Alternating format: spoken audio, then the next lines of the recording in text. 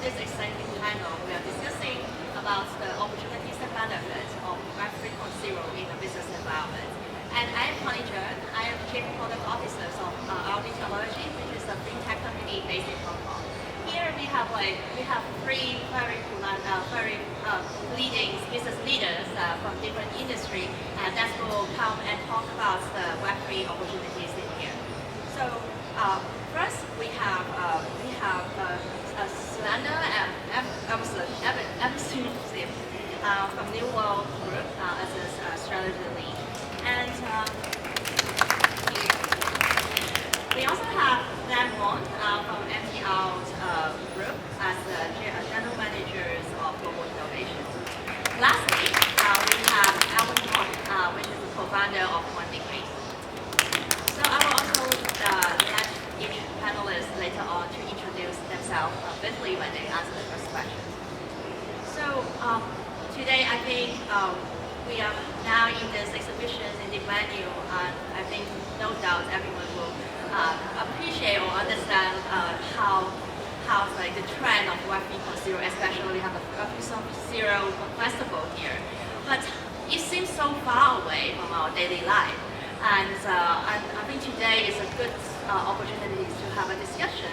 How would that possibly impact our daily life or daily business in this setting? For example, I think earlier this year when I walk around in Hong Kong in the MTR station, I see there's metaverse actually from MTRs, and also I think the NFT for different collaterals actually, the collectives actually from the MTRs corporate. So I think that will be perfect questions for the first questions giving to Dan, and then to try to share what do you think about what is the benefits and opportunities of Web3 in business and also communities.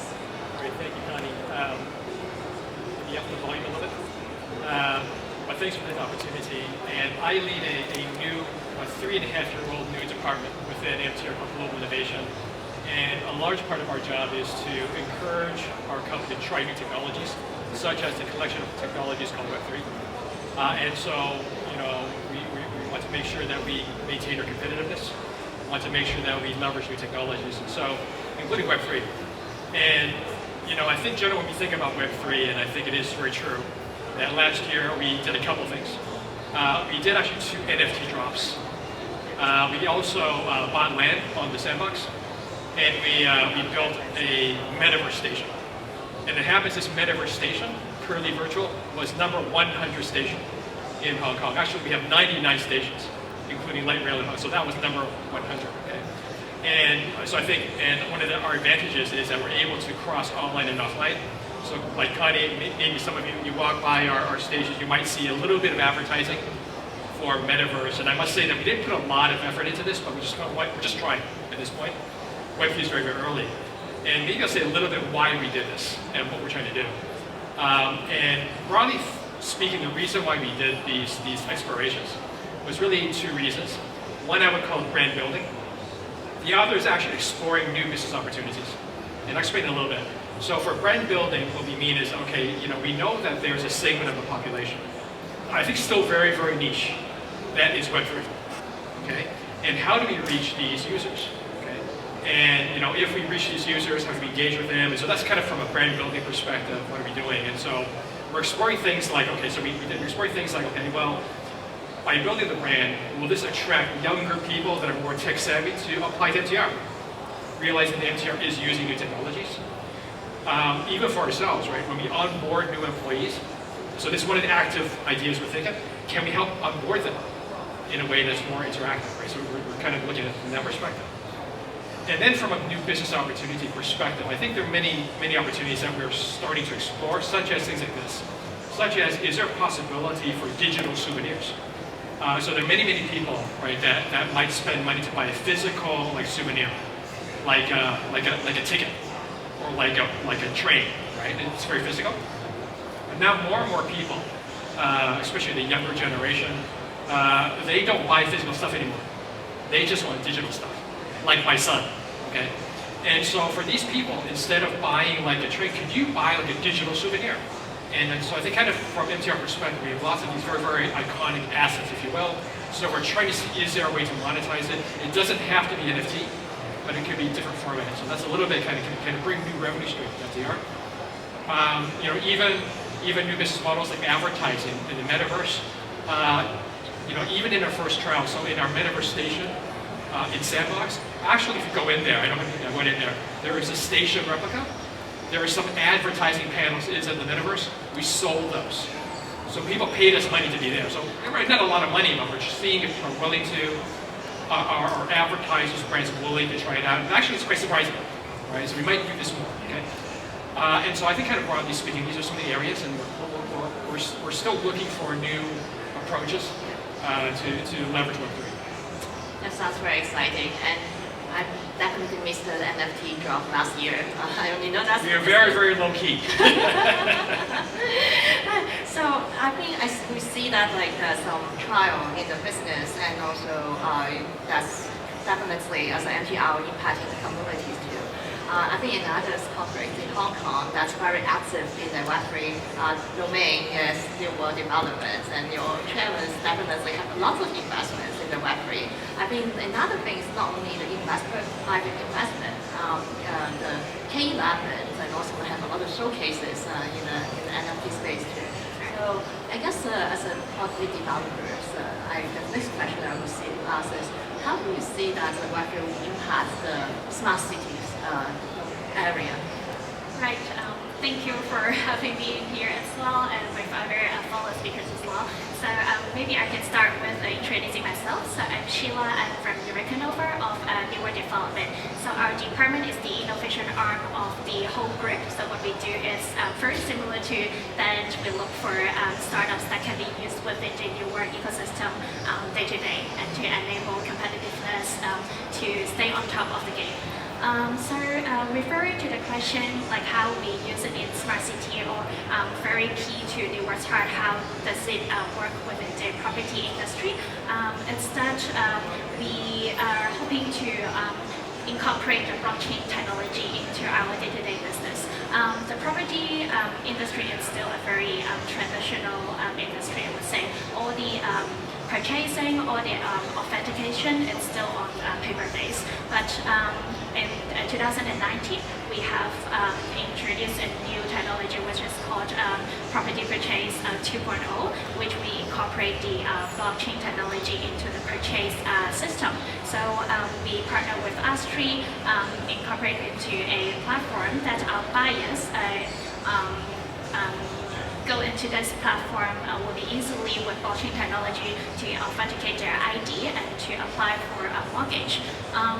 BOC is our first partner into this platform, but seeing what we are doing in here, we actually incorporate different new technology that is happening in Web3, bringing the whole offline process into online, and to hopefully streamline the whole process with less time, and then also less paperwork with each party. Right. I think it's a follow-up question because it seems like there's a lot of integrations that already happens in New World. So what do you see, is there any requirement to be successful implement or to integrate Web3 in the business of companies? I do think education is the first thing and the most important thing. I am sure Dan will agree with me on this one, that all business units, when they function, it's not mainly on technology. That's a lot of convincing persuasion to business unit to actually use new technology in there. So education is the first key, and as a corporate innovation team, that's what we do in there as well. When we know there is new technology in the market, what we do is we see how it can be successfully commercialized within the group, like see the synergy in there, and bring that idea into the business unit and educate what's the benefit in there. Look for the commercialization success, for example, ROI, how can it help us to reduce costs, how can it help us to generate more revenue, set radical enough for the business unit to take it. Those kinds of persuasion is the first thing. And also secondly, we're also think that the whole process, we need someone who speaks the language to bring the whole process into streamline. So the hand-holding, the project management in there would be very important to make it success in a corporate. I'll see if any speakers has add on that as well. Yes, definitely. I think we are also doing the educations to a wider audience and to try to get into Web3 and enjoy Web3. Arena actually earlier. So about OneDegree. So OneDegree was founded to disrupt the insurance industry and offer the coverage to areas that typically the insurance company doesn't really cover well in that. So I also think that insurance is a lot about trust, building the trust actually. So, and I think you also get into the insurance in Web3 last year. So I think this would be next questions to Alvin is, what do you think, what in OneDegree that trust building it would be one of the biggest challenge that's letting a business to get into the Web3 to maximizing the opportunities in there. Thanks, Connie, and thanks, RD, for the opportunity. My name is Alvin. I'm the co-founder of OneDegree.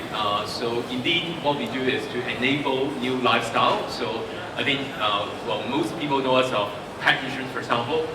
So that really is unlocking a new lifestyle. Now, in terms of unlocking the Web3 potential, trust is extremely important because a lot of things, some of them are financial assets, some of them are hobbies. Like for example, if I got the first 10 airdrop of a MTR or a New World NFT, I don't want to lose it, right? But you know what? When it comes to an area where it involves money and involves data, hackers or different bad actors are going to come. So let's take Lusher. The industry has faced 3.8 billion hacking. Okay, so 3.8 billion worth of assets, whether it's data assets or whether it's financial assets, has been stolen on blockchain. And this is something that we do need to address in order to take this to this level for people to trust us. So, well, in fact, this is nothing foreign. So when you think about the original banking system, back in the old days, the bank robbers, right? And then I was working in JP Morgan for 12 years, and at the time, every 4 seconds, someone tried to steal money from JP Morgan on my bank. Okay, so this is nothing foreign, but it does require a solution for this. Okay, so, and I think, so trust is extremely important, like you say. Yes, so I think naturally, because everyone have get involved in Web3 in the business somehow, and then we also bring out the key questions about trust issues. So maybe how could we do, what can we do to build the trust in the Web3 environment? Well, I think there are a number of areas for that. I mean, of course, it needs to be a right legal framework for this. And this is super exciting because this week we have so many Web3 events, Web3 festival and all that. So there's a clear, legitimate legal framework for this. There's stablecoin licensing, there's the FAPS, DASP licensing and different things. So that one is in place, which is really, really awesome. The second part is the consumer. In order for this to go mainstream, there needs to be enough protection. So on the back of this, what the regulator now requires is that when it comes to any of the license exchanges, they need to get cold wallet and hot wallet license. So the exchange or the custodian is to facilitate the storage and the trading of the digital assets. So, and this is something that we are offering. Globally, there are two companies, licensed insurers who do this. We are one of them. And also the third part that I also feel is probably understated out there. We need to have a safe environment for innovation. Okay, like for example, like when it comes to innovation, there got to be some trial and error. There got to be some, well, it might involve lawsuits, legal, different stuff. Like to give you one example, there are fake NFTs out there. So how can they do it? Right? And stuff like this. So and on this, I think even the industry practitioners need to be in a safe environment that trust that I am in a safe environment that I can do things like this. So on this, we also are offering the professional indemnity directors and officer insurance for the Web3 practitioners, and hope that make it a thriving environment for the practitioners as well. Yeah, I want to build on top of what Alvin said, especially on the consumer angle, right? Because what we find is that kind of, Web3, I think there are two types of segments here, right? There's a very, very small, very niche segment that are the believers. They know everything about it. They know which company, they didn't know everything. But the much larger segment is very, very interested in Web3, but they have no idea what's legitimate. They really don't know. I mean, and they hear all this news about the Wild West, about money being stolen, and so who do you trust? I think that is a key thing. And I think a little bit the exploration would be, well then, okay, then how do you engender trust for consumers? And then it could be, in addition to the framework that Alvin talked about, is just kind of brands you already know and trust. Maybe a brand like MTR, right? And so we've been thinking with an MTR as we get involved in Web3, is there a way that MTR can play a role to kind of enable the development of Web3, including, wider adoption? Because after all, at the end of the day, MTR, which is such a broad brand, and we touch everybody. And so is there a role for us to play, especially given the fact that now kind of there's so much attention now for the potential of Hong being a Web3 hub. And so I think kind of maybe one thing that would help is, MTR just kind of being involved. And at least when you see something in the MTR station behind MTR, you at least know that this brand you're associated with, it's not a fake NFT, right? So there's that piece. I think there's another piece as well that relates to the combination of online and offline as it relates to trust. I think my sense is, and this is my own personal sense, is that lots of times when consumers in general do something, I think they feel a bit more comfortable if there's some physical spot you can go if something's wrong. If you go to a physical bank, you know that bank is there. You go there and it's a physical bank, and maybe they'll change your address, but if something goes wrong, you walk there. It's very different than an online situation, whereby it can just disappear and you're gone, there's no place to go. And I think kind of, so I think kind of in short, there could be two elements here. One is maybe can existing brands that consumers know help to at least provide some direction for people to feel comfortable to try something. And then number two, kind of is there some space, even though Web3 is web, but the combination of online and, online, different names for that. Recently I've heard a name called metaphysical, right? So can MTR kind of help engender some metaphysicality in terms of Web3 development? I think I'm going to chip in here by adding one more point that using the technology itself to enable trust. So in blockchain, there is technology, for example, a zero-knowledge proof technology. So it's basically protecting your identity without giving the information, but with the proof to the other side or part of the information. So with the technology itself, it helps build that trustless environment. Also want to build on point that Dan just mentioned this. I think a lot of things, when it comes to consumer level, you need to dumb down to something that people have a system that they can trust. But for example, I was talking about the bank robbery and what they get banks to take off. Part of it is the deposit protection scheme, right? 500,000. Well, no matter what happens, it is going to become sensational, stuff like this. Now, another part that really take bond market to the next level was, for example, the risk rating, right? And that helps with a lot of the project financing and different things by Moody's, by S&P and different things. And that also make a lot of assets become investable. And this is something that we're working very hard on as well. It's almost becoming a certification system, right? So I think this can go a long way in helping this to broaden it to the future market. That's really interesting. I'll share an internal debate we had. We were trying to design our NFTs and our Web3 experience, right? So I think this is something that people fall into a lot, right? So I think it's a trade-off between technology dogma versus user experience, okay? So when we said, okay, let's do Web3, we said, okay, we have to be Web3 native, okay? So let's make sure that it's definitely, right? So let's use all the Web3 technologies. Let's be pure, okay? And then what we found is that, at least for now and maybe in the short future, the infrastructure is not ready for good experience for general public. It's really not, right? I mean, it's quite cumbersome to go through that. And then we thought, okay, well, what's the trade-off? Okay, so is it more important to be Web3 pure? And that might resonate with a very niche audience, right? But then to the general population, it's more important to have a good user experience, even if it's not Web3.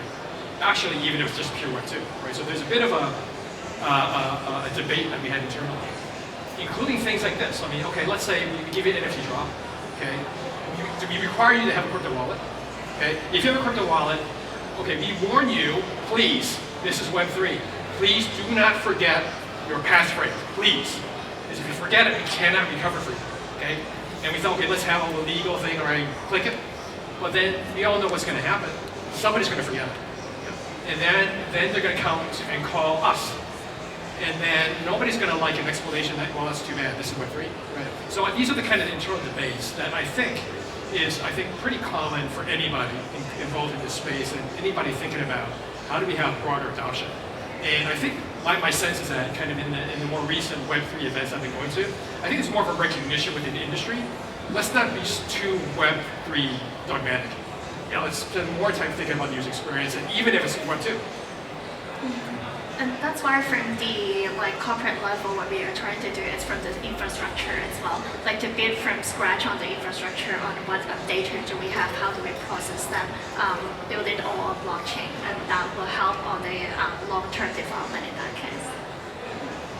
Those are super interesting points, and the good news is there are a lot of really cool technology happening that is actually not, consumers don't even need to know about this. One thing called smart contract wallet coming up big time. I really think that is the iPhone moment of Web3. What it does is that it literally is using the MTR, it's using the RD, it's using the Eureka, the login, and that itself, would be have the same security level as the, people would trust you guys in terms of the brand name and different things in terms of the security level, and you can just store all the NFT on it. And that's something, so I think the infrastructure side, there are a lot of good things happening. Yeah, it's improving quite a bit. I mean, this is to be expected. Right? I mean, it's to be expected for any new technology in the beginning. It's just not a good experience as you scale, right? I mean, but at the same time that we wait for the industry and the infrastructure to improve, how do we at the same time let people try it in maybe a safe environment a little bit? And so I think kind of that's a little bit, I think, what we're all faced with in terms of, kind of popularizing Web3 as a kind of a new technology that can actually improve the user experience.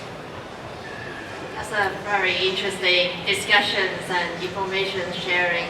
I think just to sum up, I think that trust is definitely very important in Web3, but also in all the new technologies that's actually first come out in the business world. And secondly, the education is another very essential part in order to build the trust up and to build the connections between the user and also the corporates or business that's to create this safe environment. I mean, lastly, Evan also mentions, especially in the financial world, regulatory involvement is another thing that could definitely add the trust level and also to help to kind of shape the system, in a better direction or good direction. I'm not sure if you agree, but that's what we are seeing in the past few years. Even we see different up and downs actually happening in the Web3. But I'm so excited to see in Hong Kong we have different kind of corporates still investing and is pushing the Web3 developments forward. I think that would be my last question, kind of to sum up this exciting panel. Is if you have maybe one or two advice to give to our audience, especially they are now here in different industry as a smaller or bigger company, if they really want to get to Web3, is there anything as a personal level or as a business level, if they want to try it, what would your advice be?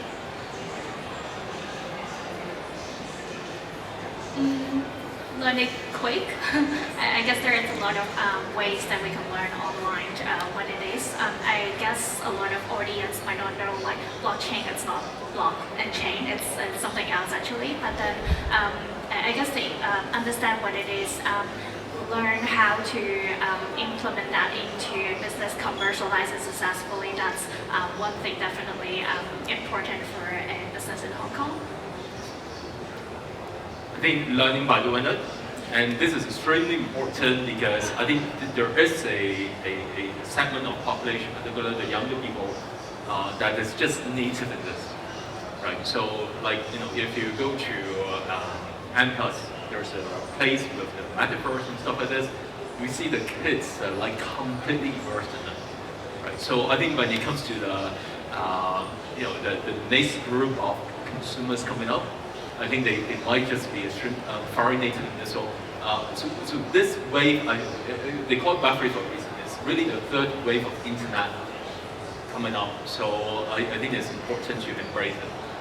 Yeah, my advice is essentially the same as Alvin's, right? Which, especially for large corporations, I think, you know, regardless of what you think, whether or not Web3 will be the next wave, like any new technology, it's important to start learning from it. And there are two reasons for that. One reason is that, you know, when these things change, they move quickly. And if you're not involved, you need to build up your institutional know-how by learning your own team. And that's going to allow you to have a better idea how to apply this as it goes forward. So I would say that's number one. Number two is to give an example. You know, things can, you know, shift very, very quickly. For example, you know, our metaverse, our sandbox, what we did for that when we launched it, we did a very simple online video, very simple one. You put that on IG, for example, okay, put it on IG, and very unexpectedly, that video was the most viewed video ever, MTR on IG. And there's a reason for that. There are different populations, and there are different channels, right? And so what it's telling us, we're reaching a new segment of people who you hit that spot, and that really, right? So, and it was by far the most viewed, right? So definitely, any corporation, find a way to try it and learn. It's going to shift, but that's part of the learning process. By the time this has all been proven, you're like a year too late at that point. Great, thank you very much. Thank you very much for this exciting discussion. Thank you very much, Alvin, and Sheila, and Connie as well. So let's see if there are any questions from the floor. We have any questions? Yes, the gentleman out there. Hi. One question from a consumer perspective. I look at the stage. I can imagine that I would probably be taking MTR home tonight, and a home built by the NewWork Group, as well as the shopping mall down there, or do shopping and eating down there. And when I've done my eating, I'll return home that is insured by OneDegree. So I'm actually spending at every single point in this journey as a consumer. My question is, what kind of benefits that I can potentially get from this ecosystem here, this journey here, in a Web3 environment? Well, that's a challenging one. I think that's exactly the exploration. We're finding ways, I mean, the different levels here in terms of value, right? One value could be just, it's a better user experience. There's no business model behind it, but it's a better user experience. Whether it's like, right, when I'm whining and I want something to distract me, you know, the MTR, everybody's looking at their device. Is there a better experience here, right? So we're exploring that. There could be areas where it's more of a business model kind of advantage, right? Help you discover more new things, right? So I think there are different angles, but I think that's exactly the exploration that's happening with corporations. But I think the whole industry itself is also exploring the intrinsic value of things like Web3 and the technologies behind it. Well, my view of that is not necessarily, well, I think value depends on how we define it. Now, status of symbol is actually one of them. I'll give you one example. So my wife used to carry all the, you know, branded handbags and all that. Now what she carried is a phone with a Bored Ape sticker on it. Okay, so that is almost like, you know, when she goes to parties or whatsoever, it naturally attracts a group of people together. So that is a super interesting phenomenon which I don't understand it initially either. Why are you, like, you know, having a string and then with the phone and then with the Bored Ape tag on it? But this is how people socialize in the young, like for the young people.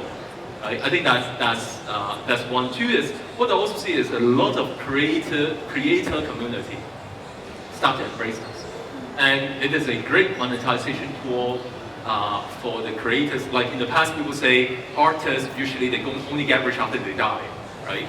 But now this is completely flipping the other way around because it becomes that you can create a fans club, for example, and engage. I think as a shop or as a user, how do you engage people and among the community itself, how they communicate and stuff like this? It becomes a super interesting phenomenon.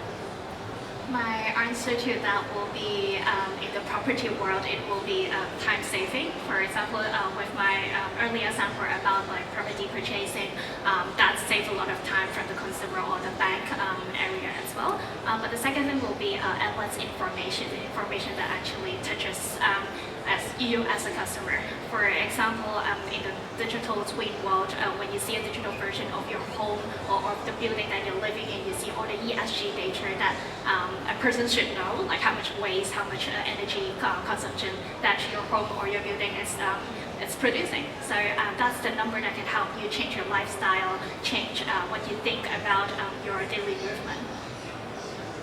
Thank you very much. So I think that's the end of our sharing today. Thank you very much.